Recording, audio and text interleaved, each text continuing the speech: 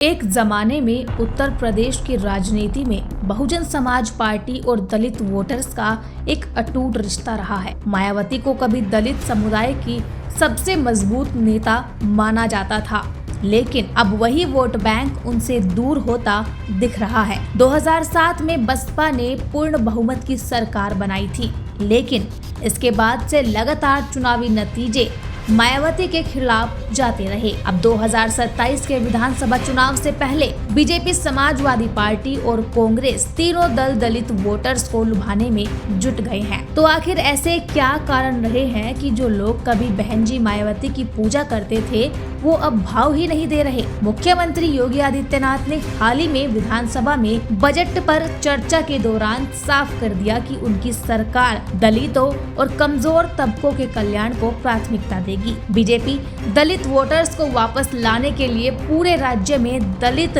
Outreach कार्यक्रम चला रही है। जी हाँ, वहीं 2024 लोकसभा चुनाव में सपा ने पीडीए पिछड़े दलित अल्पसंख्यक गठजोड़ के जरिए अच्छी सफलता हासिल की थी और अब इसे 2027 में दोहराने की कोशिश कर रही है। अखिलेश यादव दलित मुद्दों पर जोर दे रहे हैं और संविधान बचाओ अभियान के तहत दलितों को जोड़ने का प्रयास कर रहे हैं। इस दौर में कांग्रेस भी पीछे नहीं है। राहुल गांधी ने रायबरेली में दलित छात्रों से बातचीत के दौरान खुलकर सवाल किया कि बहन जी चुनावों में सक्रिय क्यों नहीं हो। कांग्रेस पूरे यूपी में दलित समुदाय को संगठित करने के लिए कई अभियान चला रही है। राहुल गांधी ने मायावती पर निशाना साधते हुए ये भी कहा कि वो बीजेपी के खिलाफ विपक्ष की लड़ाई में शामिल नहीं हो रही, जिससे दलित वोटर्स को एक नया विकल्प देने की कोशिश की जा रही है। बसपा का वोट शेयर और सीटें लगातार गिर रही हैं। 2017 में 30% से ज्यादा वोट पाने वाली बसपा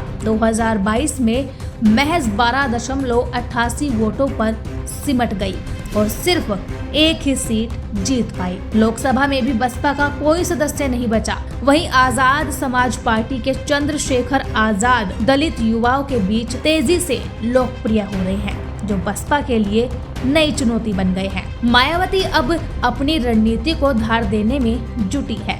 वो लगातार संगठन की बैठकें कर रही है और कार्यकर्ताओं को बीजेपी, सपा और कांग्रेस की दलित विरोधी नीतियों के बारे में जागरूक करने का निर्देश दे रही है। बसपा के प्रदेश अध्यक्ष के मुताबिक पार्टी सभी विधानसभा क्षेत्रों में कैडर कैंप आयोजित कर रही है और युवा वोटर्स को वापस लाने की कोशिश कर रही है। लेकिन क्या मायावती अपना खोया जनाधार वापस पा सकेगी या फिर दलित वोटर्स किसी नए विकल्प की ओर देख रहे हैं? ये तो 2027 का चुनाव ही तय करेगा।